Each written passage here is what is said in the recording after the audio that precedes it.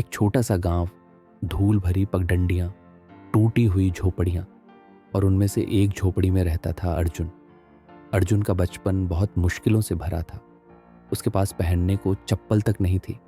गर्मियों में जलती जमीन पर नंगे पांव चलता, और सर्दियों में ठंडी मिट्टी उसके पैरों को सुन्न कर देती थी। स्कूल जाता था, लेकिन हंसी उड़ाई जाती थी। बच्चे कहते, अरे देखो, जूते वाला भिखारी आ गया। अर्जुन चुप रहता, कुछ नहीं कहता, पर भीतर ही भीतर जलता रहता।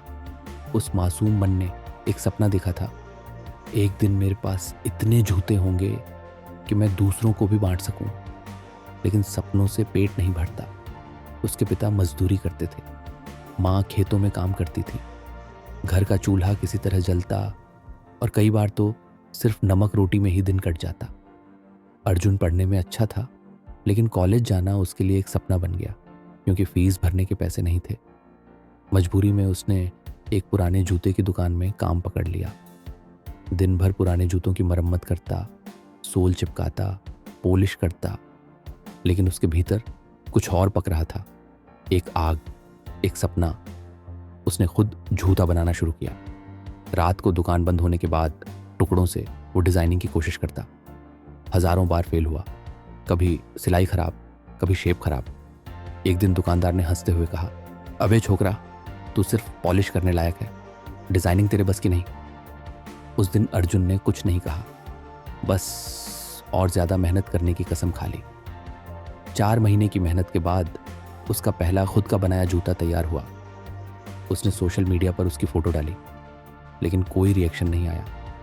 दूसरा जूता बनाया, फिर भी कोई फर्क नहीं पड़ा। तीसरे पर कुछ लोगों ने मजाक उड़ाया, हैंडमेड की दुकान खोलेगा ये चप्पल वाला। लेकिन अर्जुन नहीं रुका। पूरे 1 साल तक उसने सिर्फ 9 जूते बेचे, कभी मेले में, कभी फुटपाथ पर, कभी दोस्तों से रिक्वेस्ट करके। फिर एक दिन एक कॉलेज के स्टूडेंट ने उसका जूता खरीदा और इंस्टाग्राम पर एक प्यारा सा रिव्यू लिखा, क्वालिटी भी बेहतरीन और इरादा भी, सपोर्ट करो इस लड़के को। बस वहीं से उसकी जिंदगी ने करवट ली। धीरे धीरे ऑर्डर आने लगे। अर्जुन ने एक छोटी सी वर्कशॉप शुरू की, बस 3 मजदूरों के साथ। ब्रांड का नाम रखा अर्जुन जूते, अर्जुन प्लस जूते। 2 साल में उसका काम शहर तक पहुंच गया। ऑनलाइन शॉप, लोकल मीडिया में कवरेज और लोगों का प्यार।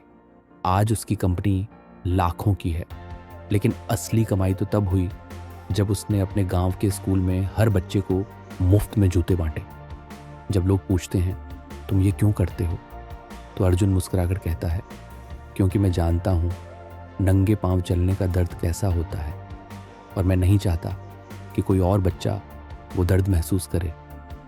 अर्जुन की कहानी हमें ये सिखाती है, गरीब होना गुनाह नहीं, लेकिन हार मान लेना सबसे बड़ी हार है।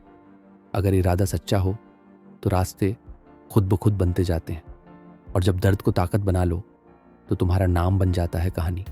एक लड़का जिसके पास जूते तक नहीं थे, आज हजारों के पांवों की पहचान है। और यही होती है गरीब से ग्रेट बनने की असली कहानी। राइज माइंड्स को सब्सक्राइब करें अगर ये कहानी आपके दिल को छू गई हो